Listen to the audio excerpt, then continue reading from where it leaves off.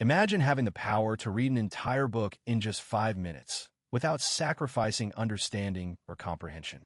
You might think it's impossible, but with the latest advancements in AI summarization tools, it's now a reality. By the end of this video, you'll learn how to harness the power of these tools to save time and boost your productivity. AI summarization tools have taken the tech world by storm, and it's no wonder why.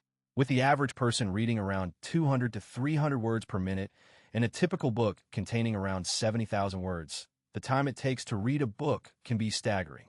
However, AI summarization tools can condense the entire book into a concise summary, retaining the essential information and key takeaways. For instance, a tool like SummarizBot can condense a 50-page report into a 2-page summary, saving you an incredible 98% of time. Let's take a look at how to use one of these tools, specifically the AI-powered SummarizBot. First, head over to SummarizBot's